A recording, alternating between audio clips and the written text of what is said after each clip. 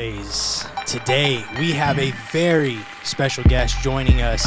He is a professional mixed martial artist and newly signed Bellator fighter who is set to make his big promotional debut, and he's here to talk about it and give us all of his thoughts.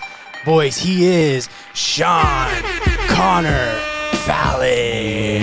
Yeah. Sean, what is up, man? Welcome back to the Neon Belly podcast, man. Thanks for giving us some time today. Of course, man. Always glad to be here. So you were in Fort Wayne. As I understand it, you were at the Art of Scrap fights last night, correct? Yeah, man. No, it was a great time, man. Some really great fights from the amateurs to the pros, man. I was thoroughly entertained. They do it really cool up there, man. Like, really impressed. Dude, it's a great show. The production was great. Yeah. They had pros from all over the place, guys I didn't even recognize. And, you know, my homie lost. Was a little salty leaving on that note, but Sure. that's the fight game, I guess, right? For sure, man. You also, we missed you yesterday. Honestly, almost hit you up midweek because you were in our hometown of Kokomo. You did a little signing here at the card show. We actually literally almost hit you up so we could try to do this in person, but work stuff happens and it is what it is. But how was that, man? Was that your first like kind of official signing, like doing something like that? And do you enjoy doing stuff like that? Oh, dude, I love stuff like that. I love meeting new people and, you know, hearing their take on the sport and just chopping it up and hearing about their lives and what they have going on. Absolutely. I love that kind of stuff, man. Was there people trying to wear the chain? That's what we really need to know. A couple, like this little girl, she was terrified of it. She said, "Absolutely not, sir. Maybe next time." But not happy. She even said no on the autograph, but then she came back and was kind of giving me the stank eye the whole time, even when she was at other card tables. But no, man, it was a good time, man. That's awesome. The kids make it for sure. Oh, yeah, for sure. 100%. Well, Sean, let's just start with the obvious. Like we said, you recently announced that you have signed with Bellator. You now have a date, an opponent, a city, everything. So go ahead and give all the details about your Bellator debut. Oh, man. So Bellator 288, November 18th, Chicago, Wintrust Arena. Man, stoked about the opponent for sure. I mean, I knew they weren't going to feed me an easy one, you know. Fighting an undefeated Dagestani with a lot of hype behind him. And it's up in weight, you know. Initially had a little apprehension about it because I'm like, man, worked my ass off for this long, and now they're offering me a middleweight fight. I fight at lightweight and welterweight. But, you know, a fight's a fight, and it's a big fight, and that's what I'm here for. And I think my skills are going to do the talking, you know? Absolutely. Push the pace on the good, look to tire out the bigger guy. Absolutely, man. We're going to get to your fight. We want to ask more about your opponent, Imam Shafi Aliyev, who is, as Sean said, undefeated 8-0 in his mixed martial arts career.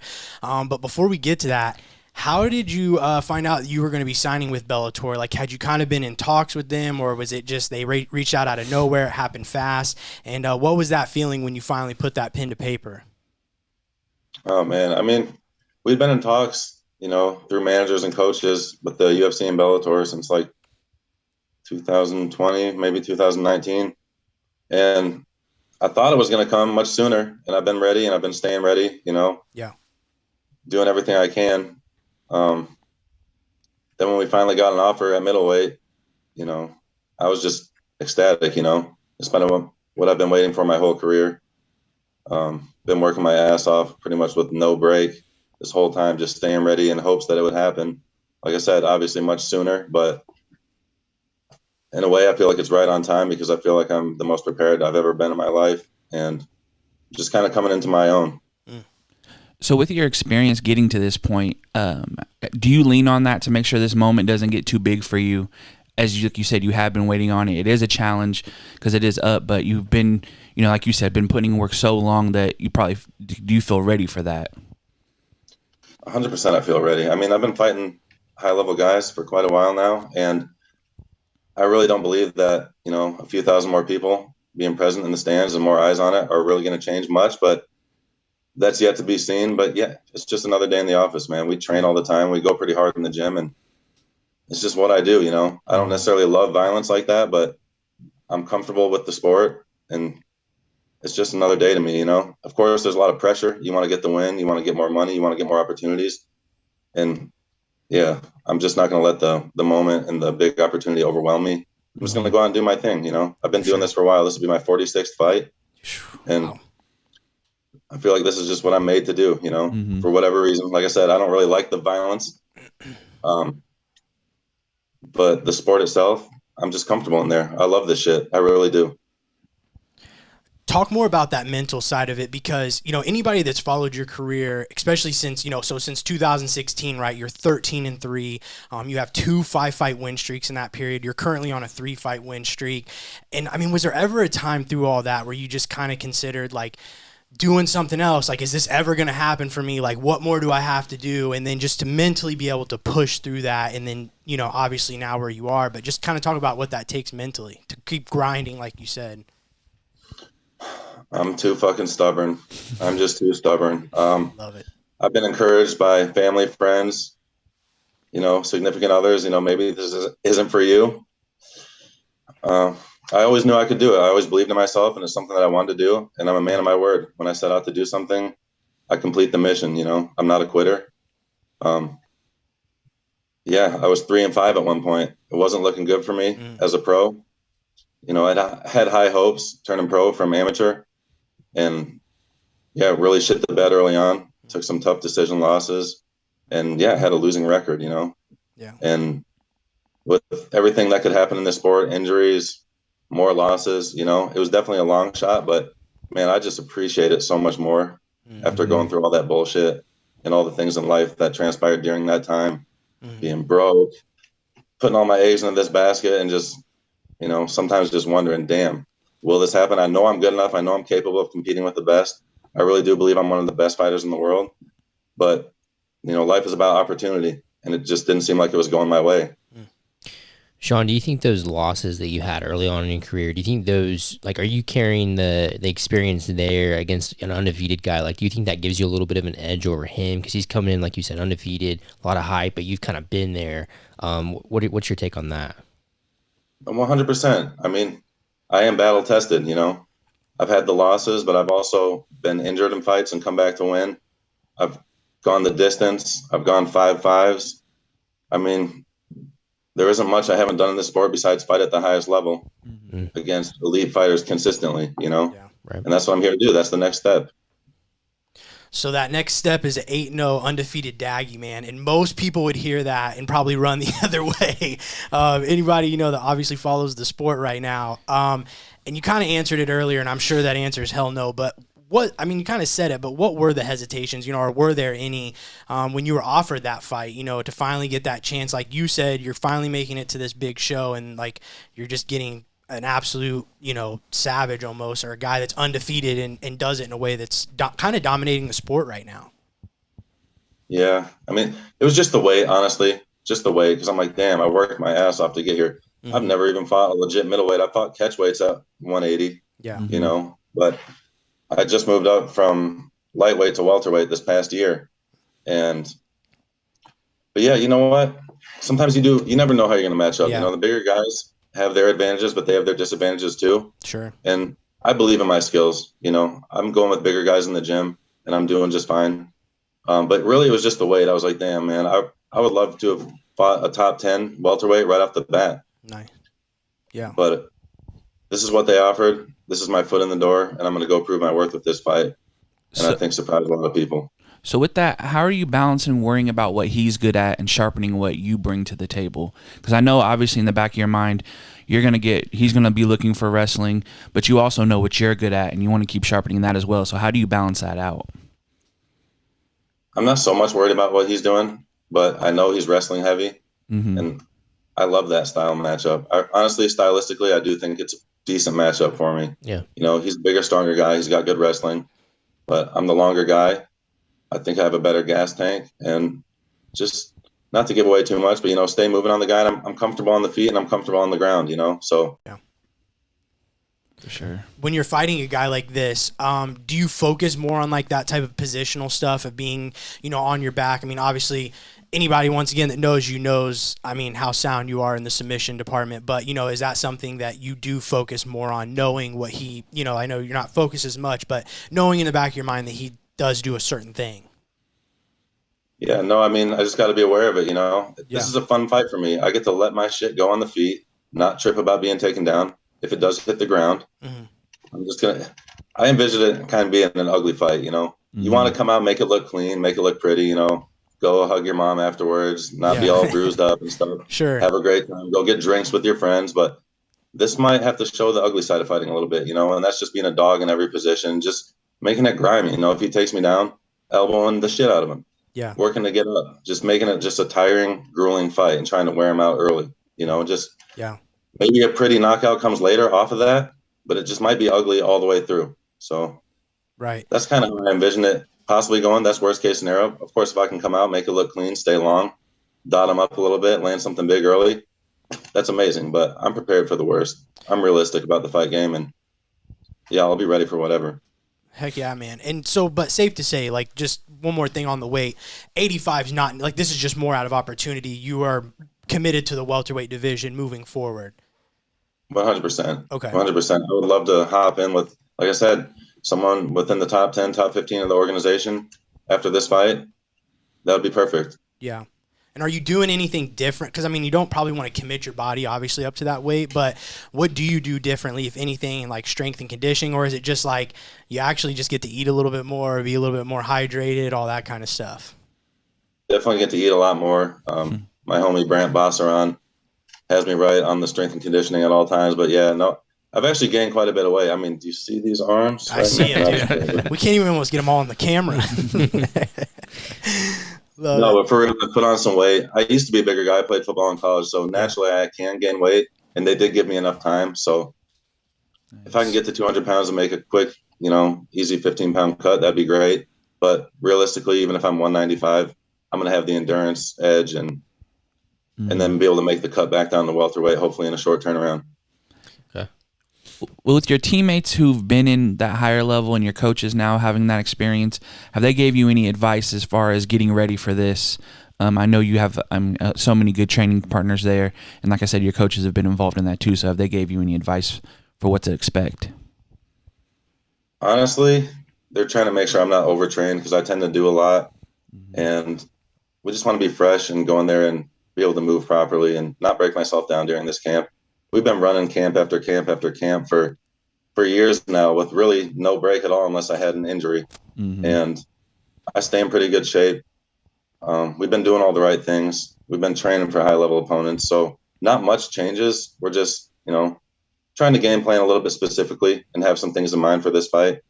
And then, yeah, Corey's been a big help. We're going to leave for Jersey next Sunday. Me and Trevino and a couple other guys are going to join us later in the week. And I'm going to get some good looks with some, you know, light heavyweights and middleweights wrestling. My back's going to hate me, but it is what it is. We're going to get through this fight. And yeah, no, just this is the opportunity I've been waiting for. And they've just been encouraging to just go in there and do my thing. You know, everyone around me that has been seeing me in the gym lately, they believe in me and they know what I can do.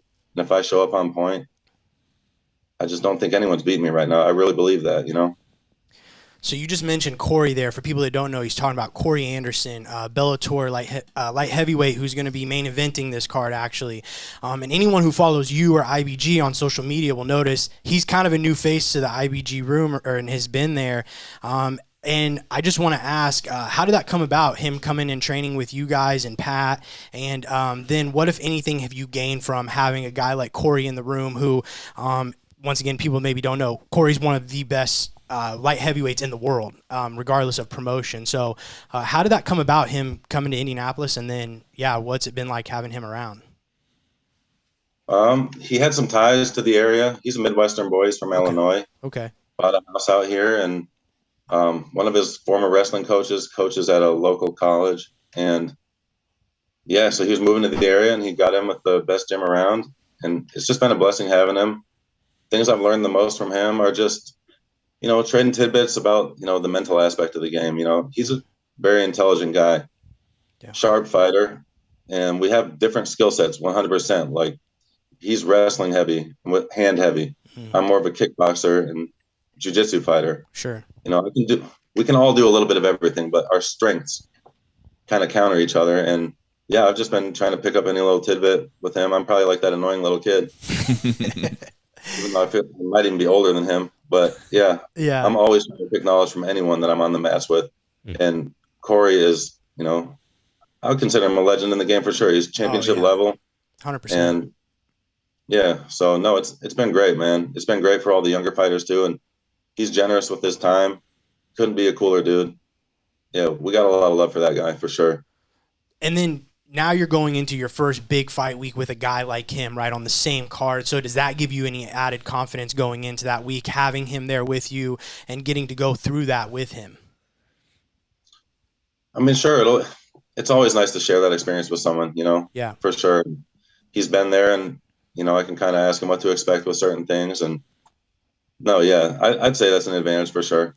And then are you going to finish? So you're going to finish your camp up out in New Jersey with him, or are you going to go out there and then be returning to Indianapolis before you head up? I'm going to go out there, get some looks, come back with my team. And actually, Pat's going to join us for a little bit and kind of see how things are going. So we're going to kind of see where we're at against some, wrestling heavy fighters. Yeah. That's what Jersey's known for, from what I understand. And yeah, he's got some guys out there that are doing good work with the wrestling and MMA in general. We'll be on the mats with a lot of UFC fighters, a lot of Bellator fighters. Right. Coach Mark Henry will be a wonderful eye. And Frankie Edgar's training for his retirement fight. I mean, I'm excited, man. I've been so blessed with good training opportunities lately. Yeah. It's amazing. I'm really looking forward to it. But yeah, we'll go get some good intel, see where we're at, and then come back and work on things. I got a really great training partner, Jake Hockenberry. He's probably like a bigger version of the guy I'm fighting. Yeah. Undefeated amateur right now, right? He's still undefeated. Yeah. Dude's a beast, man. Yeah. And got good cardio for a big guy. He's been giving me a push. So nice. I've been getting great training at home as well, but this will just be icing on the cake. Some other really cool training you got back in September. You were out in Vegas cornering your teammate Cameron Van Camp out for his UFC fight, and you found yourself in a pretty interesting training session, to say the least. Once again, anybody follows you at Sean Connor Fallon on Instagram. You were involved with a training session that included John Danaher, Gordon Ryan, and the GOAT himself, GSP. Same kind of question. Like, how did that come about? And then, what was that experience like? I'm a weasel, bro. I weaseled my way into that one for sure. So we had access to the PI, which is near the Apex. And a good friend of mine is a pro boxer out in Vegas, and he's a paid sparring partner for a guy who's fighting one of Fury's cousins in a big fight. And I guess that guy was renting out like the boxing area at the Apex. And he told me that George St. Pierre was there and they were running some grappling thing. Well, basically he was like, yeah, they were doing what y'all do at IBG. He doesn't know shit about grappling, doesn't care about grappling MMA. But he was there at those same times, and I asked if I could go with him, and try to weasel in on this session. Yeah. So we get there, and it's a private session. I recognize one guy, and I go over to him, and I ask the obvious. I'm like, yo, is this a private session? And he says yes, and he turns his back and then just walks away. I was like, very cool. So then Danaher's sitting over there, undisturbed. So I'm like, damn, I'm really going to have to go approach this dude, be that guy. I got all my grappling shit on. I'm ready to go, Yeah. But I go over to him and once again asked him the obvious, is this a private session? Can I work in? He said no. Then he started asking me my experience level and my weight and things like that. And I told him what I had going on and stuff in my career. And then he waved me back over and asked if I would like to go with this guy, Big Dan. And giant attitude mania, dude. He just won trials. I think he's like 20 years old. Yeah. Beast. So that was my end. Start going with that dude, just like you would do at any gym, put him with one of the toughest, biggest, roughest dudes, right? See how they're going to behave. Right. So, and then they saw I was cool and got good work with them. And I think they appreciated the skill level too. And yeah, I was able to start working with other people and they invited me back for the sessions for the rest of the week. And kind of hit it off with those guys. I got an open invite to go train down in Texas anytime. Let's go. By John himself. And yeah, no, it was an awesome experience, man. Everyone was really friendly. Everybody was really cool. And they were just putting on the finishing touches for ADCC. And yeah, man, I had a blast. And I will definitely take them up on that. Actually, Big Dan offered to come up and do something at IBG for us sometime soon. And yeah, it was a great experience, man. That's awesome. Shout out Big Dan. Just got his purple belt, by the way. Whoa. Isn't that insane? Say what? He was a blue belt. He won trials. Yeah. It's crazy. It's crazy. Snapped a guy's leg in Yeah, half. Bell's don't mean shit. Yeah. Love it. Well, I do have. No, that dude is strong. Oh my God. I can imagine. And he's so like, and it's like crazy. Like, how crazy is it to roll with a guy like him who not only is strong and big, but I mean, the stuff that he's able to do for his size, right? I mean, I can only He's imagine. a leg locker. Yeah, that's right. It's crazy. That guy inverting what? Right. If I were him, I would just take people down and just put all my weight on them. Dude, his shoulder pressure. Fuck, I think my jaw is still sore. That's nuts. One thing Danaher always says, like he's kind of repeats this a little bit as like a motto for him, is he believes that, you know, somebody can come into your life for like a short period of time and just make a different, like a lifetime change. Did you kind of take anything from that, you know, that like changed your thinking or how you approach, you know, moving forward, your training and stuff? Anything at all, like from any of them? I mean, you're in the room with GSP. I mean, that's crazy. Yeah, no, they were really generous with their time and worked a few things that they thought would help specifically for my matchup. We talked about my fight, you know, with Aliev, and worked on some Granbys and some different things. And that was really cool. So I took that from them. But the other thing I took was just that we're doing the right things at IBG, man. I really have a great coach. And I think several of us are just right there, you know. Absolutely. We're right there. And I think we can hang with anybody. Of course, a room like that, I mean, that's jiu-jitsu royalty right there. They're all amazing, you know what I mean? Yeah, Training with them on a regular basis, you know you would level up like crazy. Oh, yeah. But, right. So they're all amazing athletes. And, Absolutely. I look forward to being on the match with them for, you know, a week or two at a time. Yeah, that's crazy. Yeah. No, it was an awesome experience, man. Super lucky, super humbled. I love that you just kind of got yourself in there too, like, and you knew going into it that like I'm gonna make this happen for myself. And I think that's awesome, man. I think that's a great. It's so cool. Yeah, man. It just fits that whole betting on yourself thing that you've done your whole career. Yeah. That's what kind of culminates it to. Like, hey, I'm gonna get in here. I'm gonna rub elbows with people, get some of that greatness off of them. Yeah, and it's gonna translate on the other end. Yeah, no, for sure. I mean, I think we're all just people, you know. Right. They were just lucky to start out with amazing coaches and training partners. It can be done, you know, if you have the drive and focus and, you know, of course, some ability and a good mind. That's key, I feel like. But yeah. So with all the stuff that you've been doing to get to here, like you said, hard work, you know, having to kind of take the longer and harder way, do you have like younger fighters in the gym that you're kind of pouring into, like, hey, you know, it did take me a minute, but look, I finally got here. I had to work hard. Like, how has it been having them kind of look up to you guys if you've all started to get to the point where you're getting to your dream? Yeah, I think it's inspiring for sure for a lot of them, you know. My homie Brant, he's my partner with the programs we run at IBG, you know, our kickboxing and jiu-jitsu. He's seen it for a while now, you know, and he's seen me in wins have to get surgery on my face, you know, so he knows what's gone into this, and he's been my right-hand man for, you know, about 5 years now. Yeah, I think we're just inspiring those, you know, to just keep pushing with your dreams, you know. Don't give up too early. You know, some knuckleheads are around too, of course, and everybody wants it right now. You know, they're looking for the shortcuts. Sure. Right. And it is what it is. And maybe it falls on deaf ears, maybe it doesn't, but there are no shortcuts in this game, I don't think, because even if you get rushed to the pinnacle of the sport, you know, you don't want to be that guy that just goes 2 and out and just gets smoked and you weren't ready. You know what I mean? Of course, I would have liked it sooner. I would have liked the money sooner, but I think it's right on time because I've learned a lot of hard lessons and my skill level is just elevated so much. And I feel like I'm prepared, you know. I don't want to go out and shit the bed, you know, because then it would all just be a waste of time.